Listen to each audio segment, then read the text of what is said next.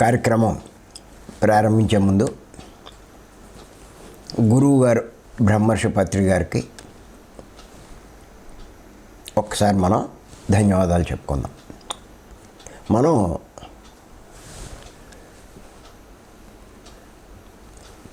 గత 78 ఎపిసోడ్ నుంచి ఒక విషయమే చెప్పుకుంటున్నాం.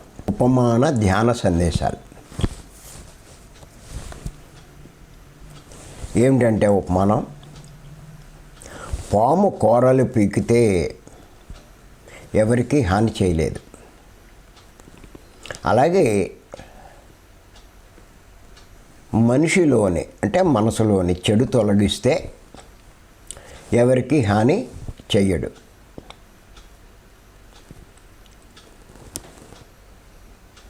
ఇది ఈరోజు 9వ పార్ట్.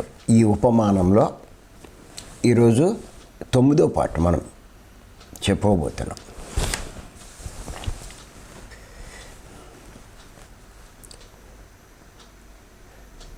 ప్రతి మనిషిలోనూ ఎన్నో రకాల చెడులు ఉంటాయి.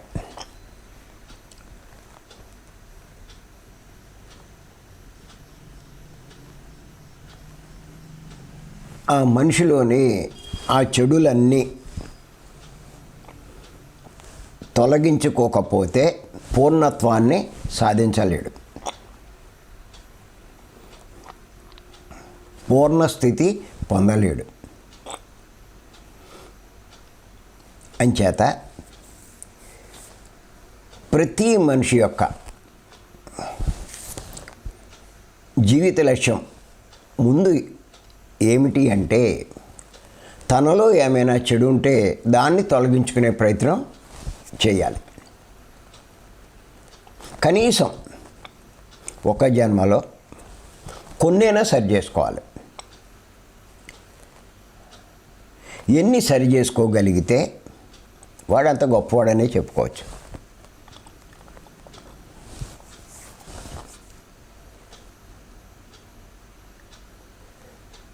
మరి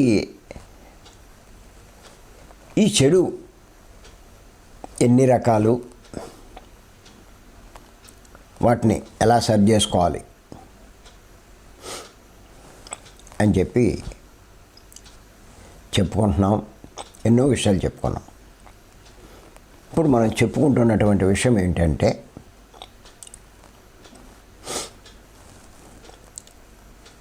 మానవుడు తనకు ఇవ్వబడిన శరీరం,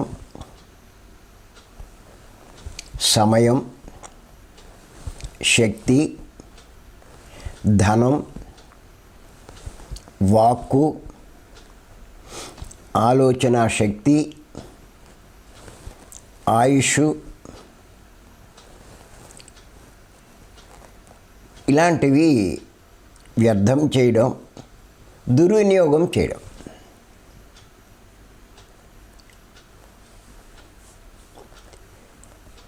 చెడు అంటే ఏమిటి అంటే, మనకు నష్టం కలిగించేదే చెడు, మనల్ని ఎదగకుండా చేసేదే చెడు. మనం దుఃఖం లేకుండా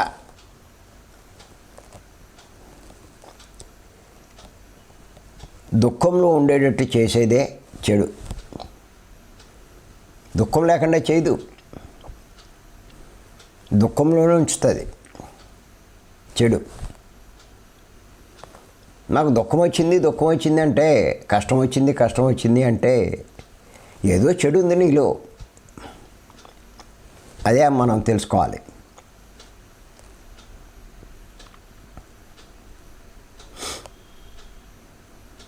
ఇన్ని ఇవ్వబడ్డాయి మనకి, ఏమీ లేదనుకుంటున్నావు. వీటితో నువ్వు సాధించలేదంటూ ఏదీ లేదు. ఏదైతే ఇప్పుడు మనం చెప్పుకున్నామో ఇవన్నీ ఏదైనా సాధించవచ్చు. ఎంత గొప్పవైనా సాధించవచ్చు. అందుకే సత్యసాయిబాబా వారు ఏమన్నారంటే, God has given you time, skill, chance, fortune and idea అన్నారు. God has given you time, skill, chance, fortune and idea. అంటే దేవుడు నీకు సమయము,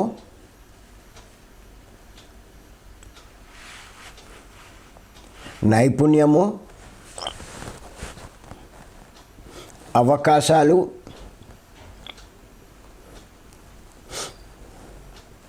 అదృష్టము, ఆలోచన నీకు ఇచ్చాడు.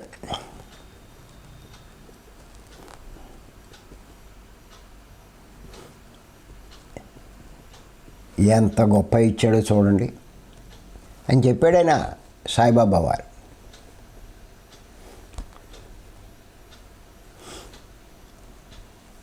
కానీ సాయిబాబా భక్తులు అంతా కూడా సాయిబాబాని ఏం కోరుకుంటారంటే, నాకు డబ్బు కావాలి, సంపదలు కావాలి, భోగభాగ్యాలు కావాలి, ఇవన్నీ కోరుకుంటారు.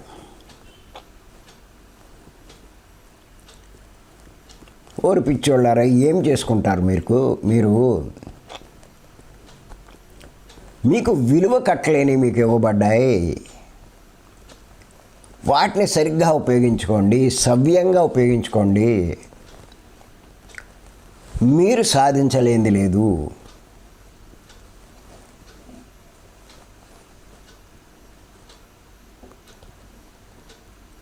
అని చెప్పి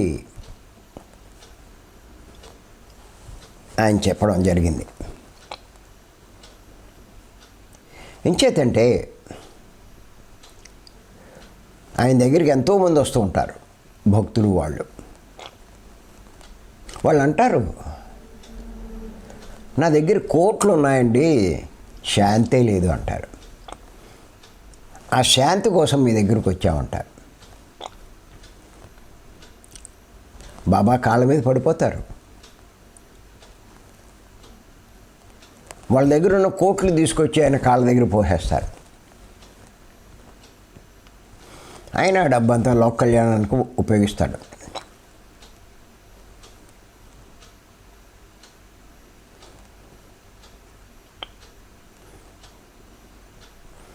అంటే అర్థమవుతుంది దాన్ని బట్టి.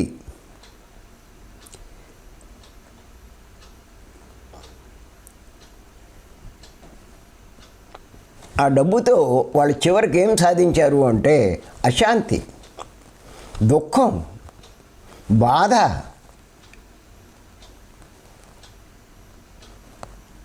ఇవే వాళ్ళు సాధించగలిగింది. వాళ్ళు ఎంతసేపు ఏమనుకున్నారంటే, తనకివ్వబడిన వాటికంటే కూడా ధనమే గొప్పదనుకున్నారు.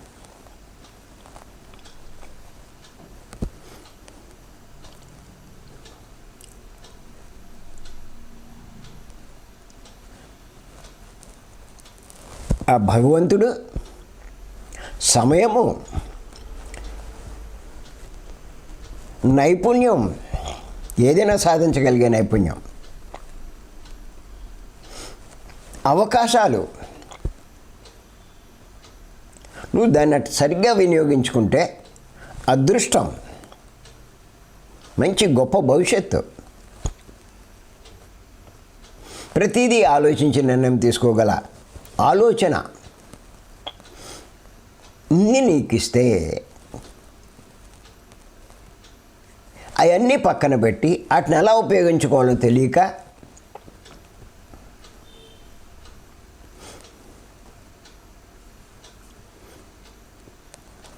ఎంతసేపు ధనం వెనకాల పరిగెడుతున్నాం.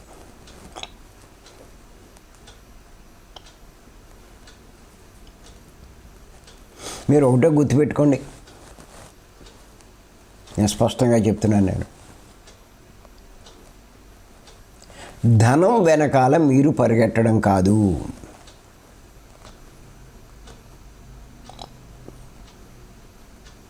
మీ వెనకాల ధనం పరిగెట్టుకుంటూ రావాలి.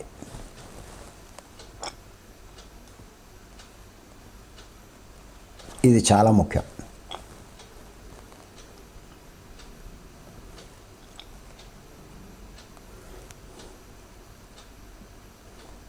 ధనం వెనకాల మీరు పరిగెడితే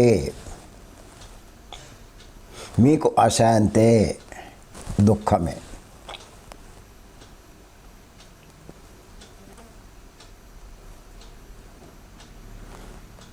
మీ వెనకాల ధనం ఎప్పుడు పడుతుందంటే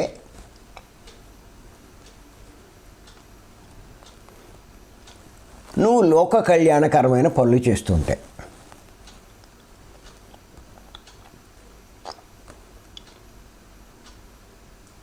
అప్పుడు నీకంతా శాంతే.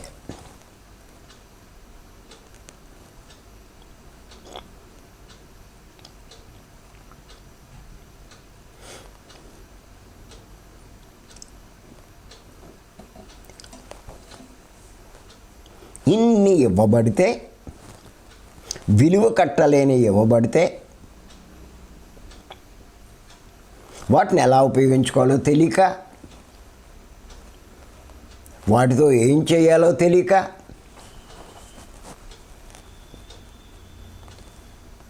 వాటిని వ్యర్థం చేస్తూ, దుర్వినియోగం చేస్తూ మానవుడు ఎంతో నష్టపోతున్నాడు.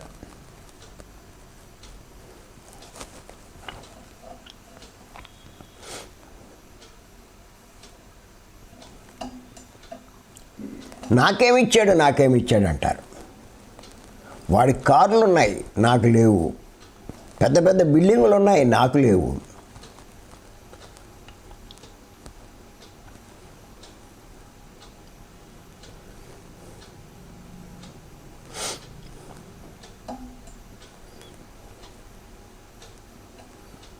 వాడి పొలాలు ఉన్నాయి, నాకు లేవు. ఇలా ఏడుస్తూ కూర్చుంటారు. భగవంతుడు నాకేమి ఇచ్చాడు, నాకేమి ఇవ్వలేదంటారు. ఇచ్చినే ఉపయోగించుకోవట్లా. మీరు పత్రికని ఒక్కసారి గమనించండి. ఈ మార్గంలోకి వచ్చే ముందు ఆయన ఒక చిన్న ఉద్యోగి, కోరమండల్ ఫర్టిలైజేషన్. ఆయన సంపాదించేది కుటుంబానికి గడవడమే కష్టం. అలా ఉండేది అప్పుడు పరిస్థితి. అంటే పెద్ద ధనం అంతగా ఉండేది కాదు. అయినా సరే దాన్ని రిజైన్ చేసి లోక కళ్యాణకరమైన పనులు చేయడం మొదలుపెట్టాడు. అన్నిటికంటే గొప్ప పని ఏమిటి అంటే సత్యాన్ని ఆశ్రయించడం,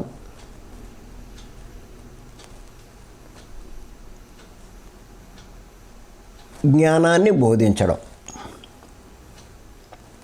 సత్యాన్ని ఆశ్రయించడం అంటే శ్వాసమే ధ్యాస చెప్పడం. ఇంకంతకన్నా గొప్పదేదీ లేదు. సత్యం కంటే గొప్పది లేదు, సత్యాన్ని ఆశ్రయించడం కంటే గొప్పది లేదు. అది చెప్పడం మొదలెట్టాడు. జ్ఞానాన్ని బోధించడం మొదలెట్టాడు. ఈ రెండు ఏమీ ఆశించకుండా ఎవరైతే బోధిస్తూ ఉంటారో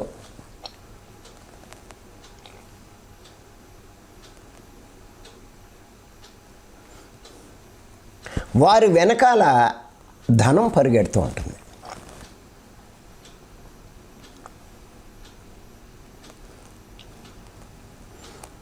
మరి ఏమీ లేని ఆయనకి బెంగళూరులో ఎంత పెద్ద ప్రాజెక్ట్ వచ్చింది, కట్టాల్లో ఎంత పెద్ద ప్రాజెక్ట్ వచ్చింది.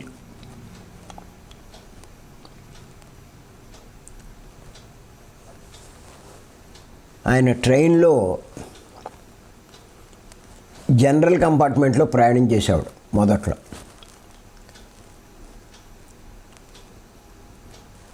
ఇప్పుడు అన్నీ ఫ్లైట్సే, క్యారవాన్లు, ఫ్లైట్లు.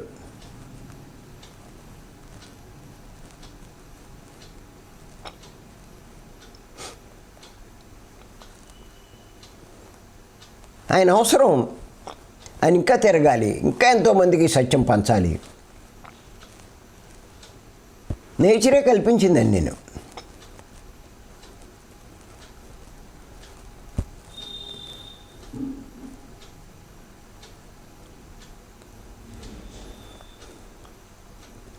ఆయన ఏం చేశాడు అంటే, ఆయనకి ఇవ్వబడిన వాటిని ధన సంపాదనకు ఉపయోగించాల.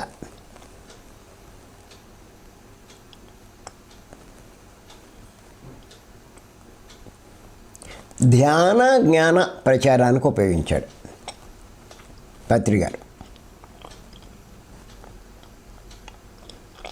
తన శరీరాన్ని కానీ, సమయాన్ని కానీ, శక్తి కానీ, వాక్కు కానీ, ఆలోచన శక్తి కానీ, తన ఆయుష్ను కానీ పూర్తిగా సద్వినియోగం చేశాడు. అద్భుతమైన లోక కళ్యాణం కోసం పాటుపడ్డాడు ఆయన.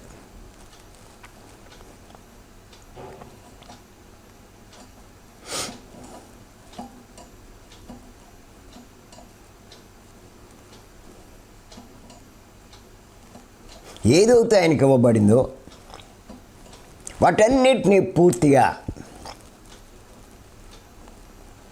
లోక కళ్యాణానికే ఉపయోగించాడు ఆయన.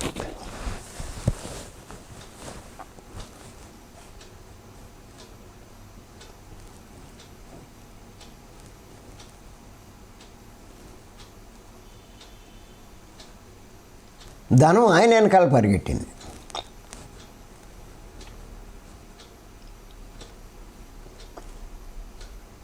ఇది అర్థం చేసుకోండి.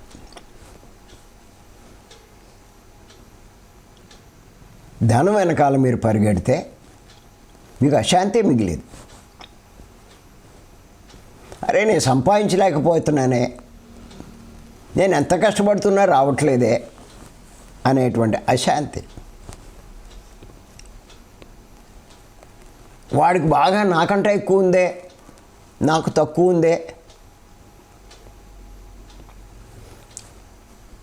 నాకు తక్కువ ఉంది అనేటువంటి బాధ, వాడికి ఎక్కువ ఉందనే అసూయ, ఇలాంటివన్నీ మిమ్మల్ని దుఃఖంలో ముంచుతాయి. డబ్బు వెనకాల మీరు పరిగెడితే. ఒకవేళ ఏమైనా కొద్దిగా సంపాదించుకున్నా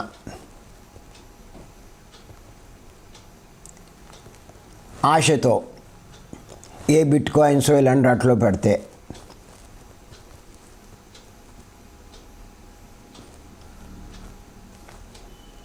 అవి ఉన్నాయి పోతాయి.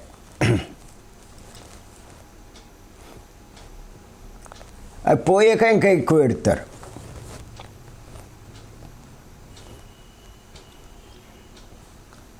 అనవసరంగా ఆశపడ్డాం, దాంతో తృప్తి పడిపోయినా గొడవ ఉండకపోను.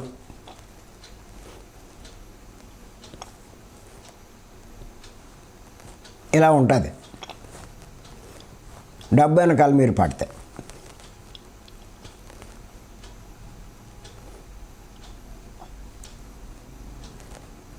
తనకు శాంతి ఉండదు, ఆ చిరాకులో ఇంట్లో వాళ్ళకు కూడా శాంతి ఉండవరు.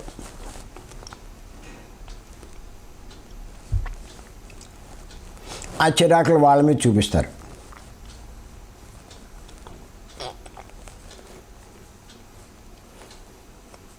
కుటుంబం అంతా శాంతి లేకుండా పోతుంది. ఎప్పుడు అంటే ధనం వెనకాల మీరు పడినప్పుడు. మన సొసైటీలో బోలు మంది ఉన్నారు, మంచి ఆశయాలతో దీంట్లోకి వస్తారు, వచ్చాక డబ్బు మీద పెరిగిపోతుంది.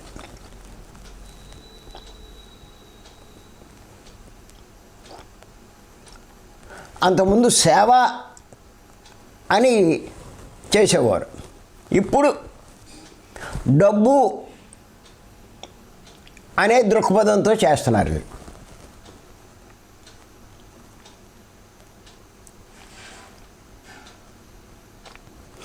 అక్కడికి వెళ్తే డబ్బు బాగా వస్తుందా, వాళ్ళ దగ్గరికి వెళ్తే మనకు బట్టలు పెడతారా, ఇక్కడికి వెళ్తే మనకేమిస్తారు, ఇలా చూసుకుని ఎక్కడికి వెళ్తారు. అక్కడికి వెళ్తే మనకేముంటుంది,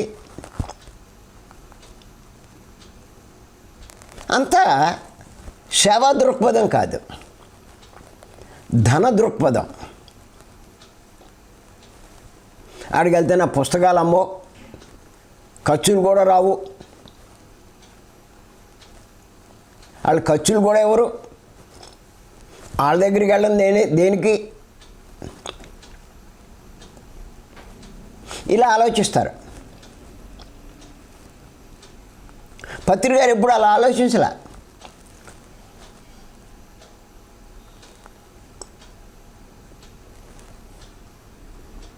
ఆయన చెప్పారు, ఒక్క మనిషి కోసం 4 గంటలు ప్రయాణం చేసి కర్నూలు నుంచి నేను అనంతపురం అది వెళ్ళేవాడిని. 1 ఏడాది పాటు వెళ్ళాను అని చెప్పి అన్నాడు. ప్రతి వారం ఒక్క మనిషి కోసం. అది ఆ శ్రవా దృక్పథం.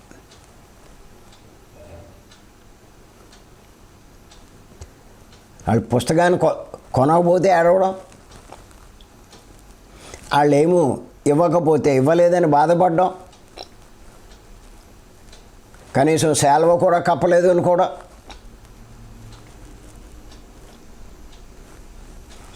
ఇదంతా ధన కాంక్షే, సేవాకాంక్ష కాదు. ధన వెనకాల పరిగెట్టడం.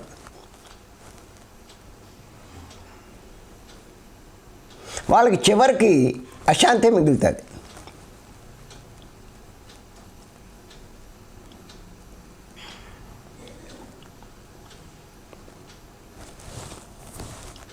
అంచేత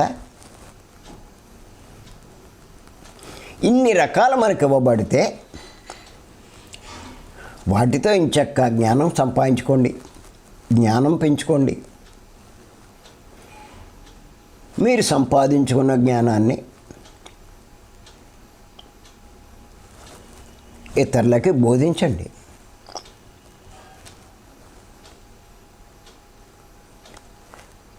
ఏ ధనం కోసం మీరు చూస్తున్నారో ఆ ధనం మీ వెనకాల పడుతుంది.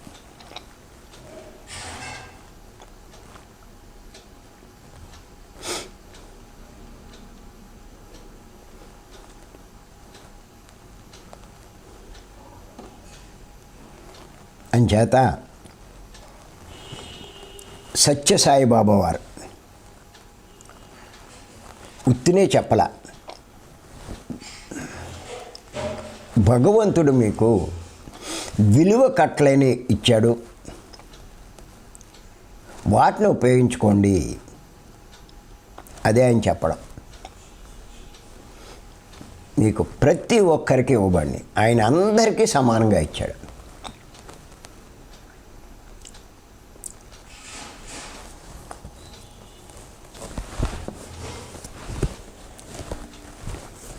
డబ్బు అన్నది ఎవరి అర్హతను బట్టి వాళ్ళు సంపాదించుకున్నారు. అది భగవంతుడు ఇచ్చింది కాదు, గుర్తుపెట్టుకోండి. భగవంతుడు ఇచ్చింది అందరికీ సమానంగా ఇచ్చాడు. ఆయనకి అందరూ సమానమే. ఈ పాయింట్ నోట్ చేసుకోండి మీరు.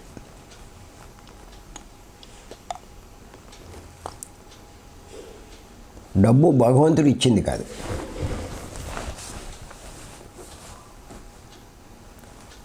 అర్హతని బట్టి సంపాదించుకున్నది. ఎవరి అర్హతను బట్టి వాడు సంపాదించుకున్నాడు.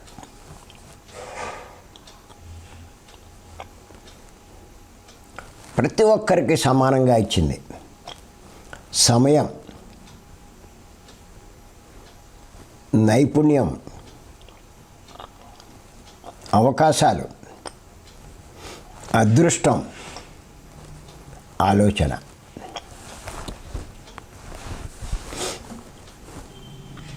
ఇంకా మనం వాక్కు, శక్తి, ఆయుష్ ఇవన్నీ కూడా చెప్పుకున్నాం. ఇవన్నీ మనకు ఇవ్వబడ్డాయి.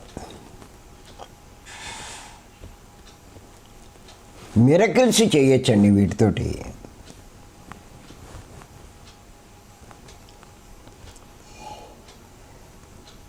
నేను ఫస్ట్లో ఆలోచించేవాడిని, ఈ 20 సంవత్సరాల క్రితం పత్రి గారి పరిచయం అయినప్పుడు. పత్రి గారికి ఇంత క్రేజ్ ఎలా వచ్చింది, ఇంతమంది ఆయన వెనకాల ఎందుకు పడుతున్నారు, ఏంటి ఆయన చేసేది? ఆయన ఏదో చేశాడు, అందుకే ఇలాంటి క్రేజ్ వచ్చింది. నా ఉద్దేశం ఏంటంటే అదే పని మనం చేస్తే మన క్రేజీ పెరుగుతుంది కదా, ఇది నా ఉద్దేశం.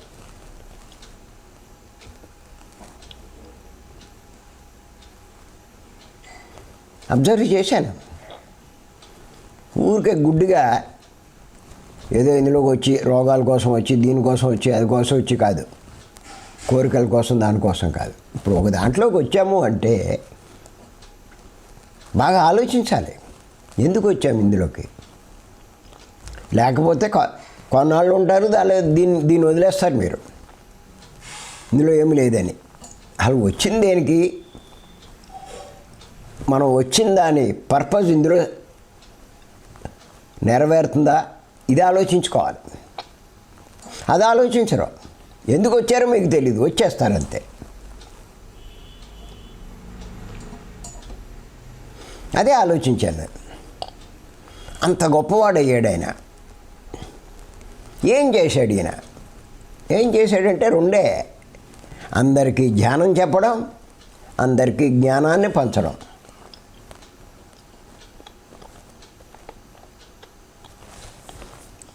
ఓహో, అప్పుడు అర్థమైంది నాకు. ఈ 2 పనులు చేస్తే ఎవడైనా గొప్పవాడు కాగలడు అన్నమాట అన్నది అర్థమైంది.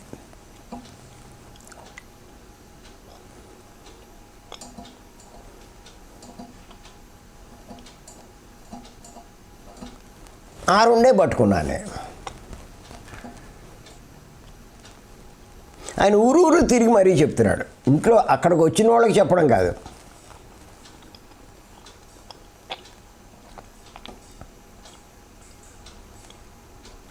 పత్రిక చెప్పేవారు, 3 రకాల వాళ్ళు ఉంటారు లోకంలో: అరిహంతు, బోధిసత్వుడు, బుద్ధుడు అని. ఈ ముగ్గురిలో బుద్ధుడు గొప్పవాడు అంటారు ఆయన. అరిహంత్ అంటే వాడింట్లో కూర్చుని వాడికి వాడు ధ్యానం చేసుకుంటాడు.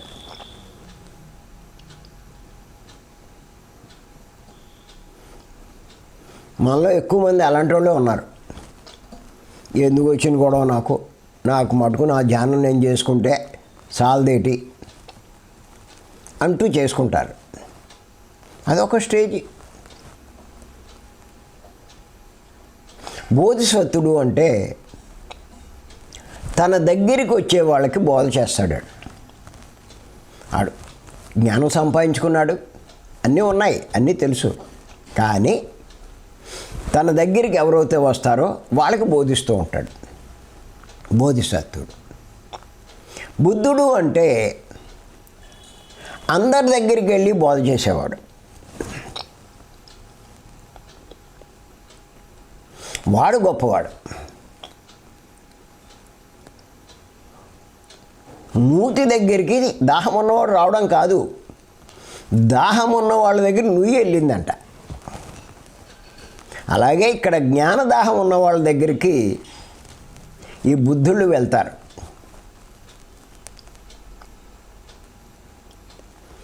అలా పత్రి గారు తిరగడం మొదలెట్టారు, అందరి దగ్గరికి వెళ్తున్నారు.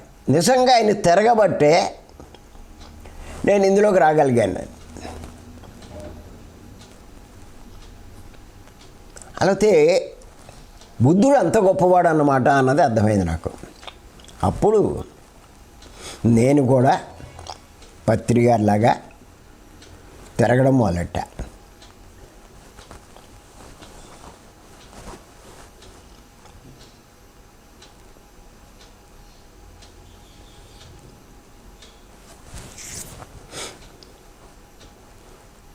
పత్రిక గారు చెప్పారు కదా, ఒకడు ఏది చేస్తే అంత గొప్పవాడయ్యాడో అదే పని మనం చేస్తే మనము అంత గొప్పవాళ్ళం అవుతాం. అదే ఆయన చెప్పింది.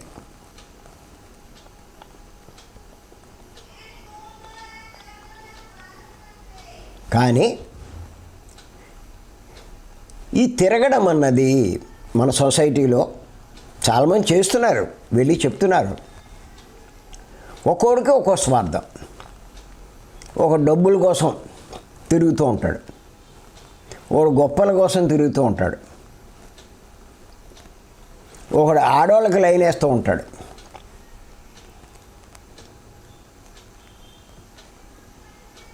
ఈ తిరగడంలో రకరకాలు ఉన్నాయి. అలాంటోడు పోతాడు, ఉండడు.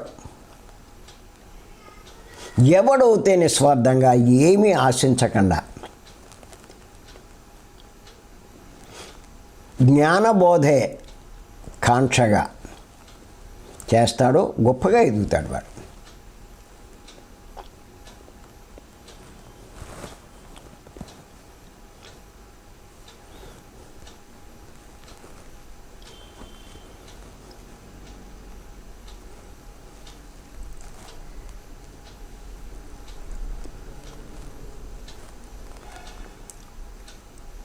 చేత పత్రిక పదే పదే చెప్తారు, మనమంతా బుద్ధుళ్ళు అవ్వాలి అంటారు.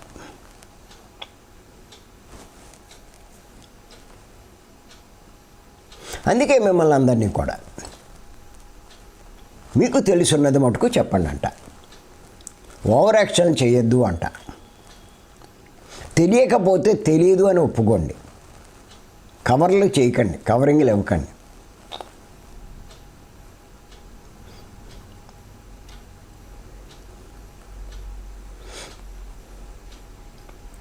మీరు వెళ్ళిన కడల్లా జనం కిటకిట్లు ఆడిపోరు, గుర్తెట్టుకోండి.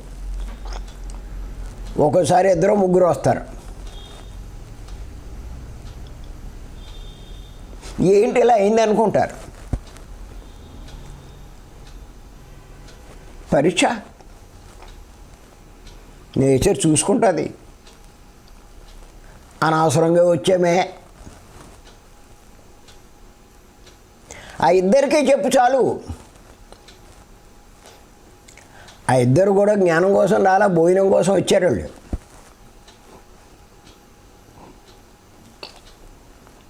వాళ్ళకి చెప్పాలి మనం.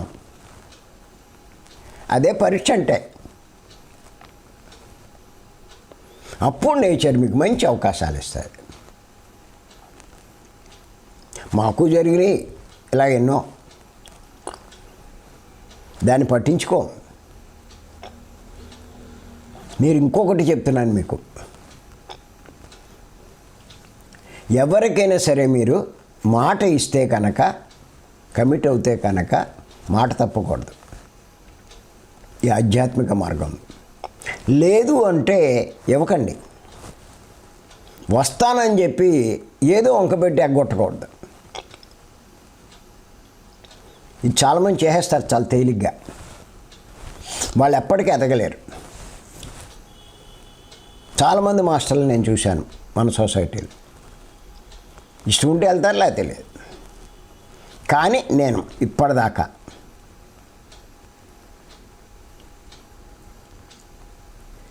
ఒంట్లో బాగోపోయినా ట్యాబ్లెట్ వేసుకుని నేను వెళ్తాను, కానీ ఎగ్గొట్టాను నేను.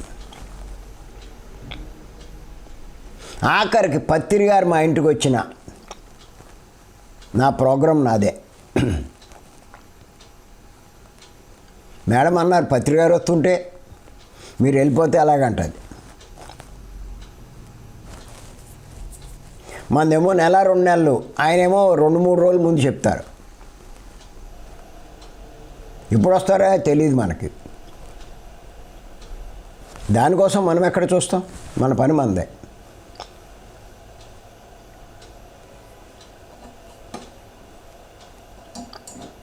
అంతగా అవసరమవుతే వాళ్ళని అంగీకరింపచేసి డేట్ మార్చుకోవడమో పోస్ట్పోన్ చేయడమో ఏదో చేసేవాడిని. అంతేకాని ఎగ్గొట్టడం అన్నది ఎప్పుడూ లేదు.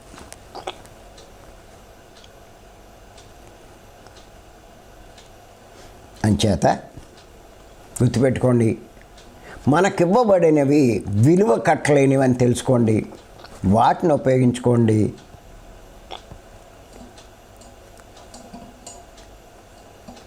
ఆత్మలమైన మనము ఏది కావాలో అది సంపాదించండి. మరికొన్ని విషయాలు రేపు చెప్పుకుందాం. Thank you.